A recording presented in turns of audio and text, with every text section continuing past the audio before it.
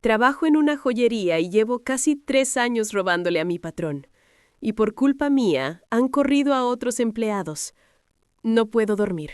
Y por primera vez en casi 3 años, el terror frío ha superado la anestesia de la necesidad. Soy una ladrona. Lo sé. No hay otra forma de decirlo. He estado robando pequeñas piezas de joyería y diamantes sueltos.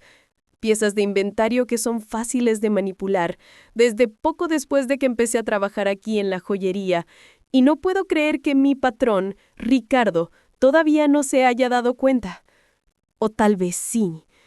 Y ese es el giro que me está destrozando el alma y el estómago. Mi vida antes de esto era la de cualquiera en la veintena. Estudiaba diseño, trabajaba a tiempo parcial en la caja y salía con mis amigas. Todo cambió hace 3 años, cuando a mi hermana menor, Elvira, le diagnosticaron un tipo de leucemia que requiere un tratamiento que nos arruinó. Mis padres lo perdieron todo. Yo era la única que podía aportar un ingreso extra, y ese extra se convirtió rápidamente en la diferencia entre una quimio o una despedida. El primer robo fue patético, un par de aretes de plata de poco valor que vendí por desesperación. Me temblaban las manos y después de hacerlo vomité en el baño. Pero cuando vi la cara de mi madre al pagar la primera factura, sentí que la bilis valía la pena. Mi justificación se volvió una rutina. Era un mal necesario.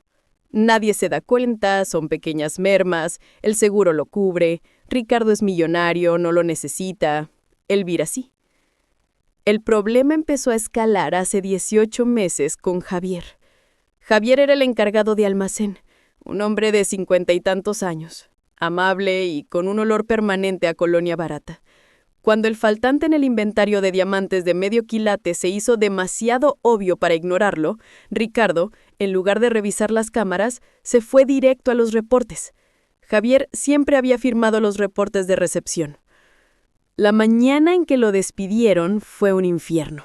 Ricardo lo llamó a la oficina, la puerta de cristal se cerró y solo se escucharon los gritos bajos y roncos. Javier salió pálido. Recogió su caja y al pasar por mi lado, su mirada estaba rota. No sé qué pasó, Camila. Juro por mis hijos que yo no moví nada. Yo solo pude asentir, sintiendo el peso de un ataúd en la boca del estómago. Me sentí la peor basura del planeta, pero al día siguiente, Elvira tuvo su siguiente sesión de terapia. El ciclo continuó. La tensión se hizo insoportable hace 6 meses con Laura. Ella era nuestra contadora junior, la que hacía el cuadre mensual de las piedras preciosas. Ella era mi mejor amiga en el trabajo. Estaba comprometida, planeando su boda. Cuando el faltante de un lote de oro de 18K apareció en su jurisdicción, ella fue la segunda caída. Yo la había manipulado sutilmente, sugiriéndole que modificara las etiquetas de ciertos lingotes para que el sistema creyera que eran de una pureza inferior y pasaran desapercibidos en el conteo grande. Cuando Ricardo la confrontó, ella trató de defenderse, pero él fue implacable. Los números mienten, Laura, pero el inventario físico no. Eres tú o yo. Laura salió de ahí sin siquiera minarme.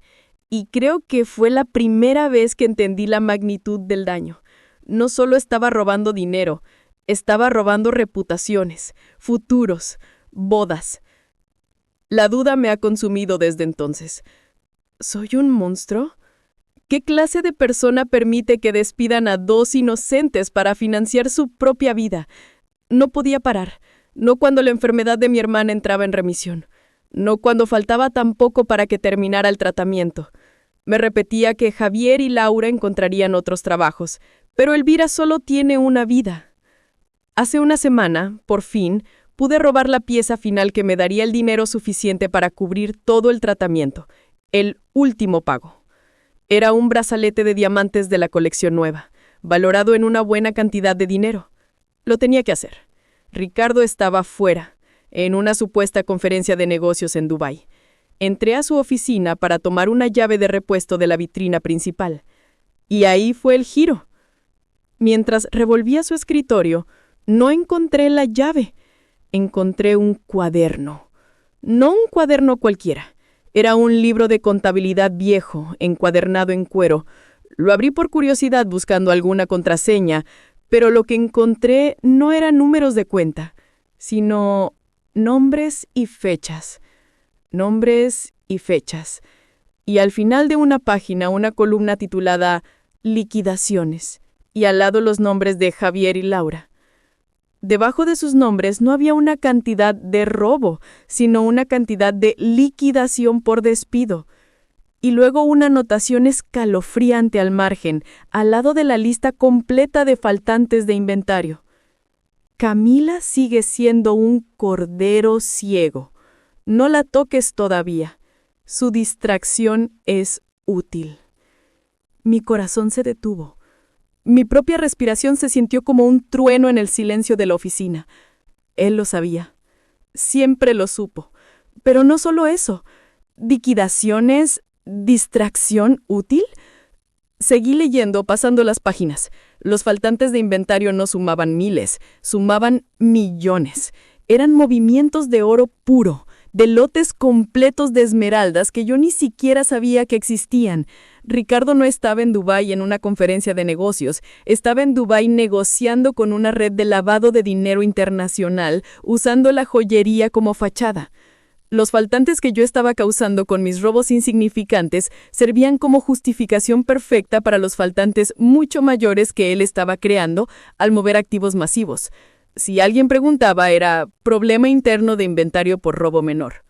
Javier y Laura no fueron despedidos por mi culpa.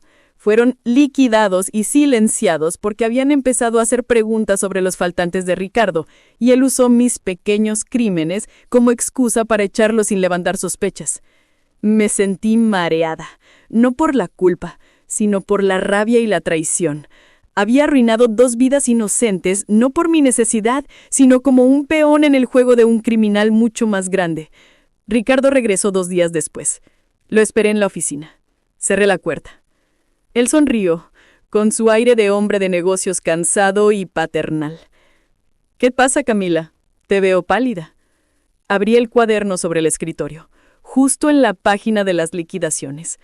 Mi voz sonó sorprendentemente firme, sin temblar. ¿Qué significa liquidaciones? Javier, Laura y Camila sigue siendo un cordero ciego. La sonrisa de Ricardo se desvaneció. Su rostro se congeló en algo duro y frío que nunca le había visto. Se apoyó en el escritorio y por un segundo sentí miedo de su verdadera persona. Así que por fin te diste cuenta de que no soy estúpido. Era cuestión de tiempo. Yo te vi robando ese primer par de aretes. Te vi vomitar. Y supe que eras la excusa perfecta. ¿La excusa? Eché a perder la vida de Javier, de Laura, por tu lavado de dinero. ¿Por qué no me despediste a mí? Grité, sintiendo un nudo de dolor y cólera en la garganta. Porque tú me salvaste, Camila. Eres un ladrón predecible y pequeño, un fantasma que puedo controlar. Yo muevo millones, tú movías miles. ¿Entiendes la diferencia? Cuando Laura empezó a preguntar por el oro, la gente no me creyó, pero cuando les dije que había un ladrón y que los faltantes eran consecuencia, y luego tú tomaste ese primer diamante grande, cerré el caso. Eres mi cobertura, por eso te mantengo cerca. Eres una excelente empleada y una excelente coartada. Se encogió, con una frialdad repugnante. ¿Y si le digo a la policía?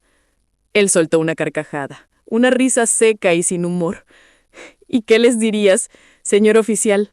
Soy una ladrona que le ha estado robando a mi patrón durante 3 años y la razón por la que sigo aquí es porque mi patrón me estaba usando para encubrir sus crímenes más grandes. ¿Quién crees que va a ir a la cárcel primero, Camila? Yo tengo abogados, tú tienes un brazalete robado y la sangre de la reputación de 2 empleados en tus manos. Me quedé helada. En ese momento sentí que la culpa por mis robos se evaporaba, reemplazada por una culpa mucho más grande, más contaminante. La culpa de la estupidez. Fui cómplice, no por elección, sino por ser la carniza.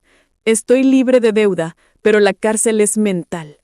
La pregunta es, ¿le digo a Javier y a Laura lo que encontré, sabiendo que eso confirmaría mi culpa como ladrona, o uso esa información contra Ricardo, sabiendo que puedo terminar hundida con él?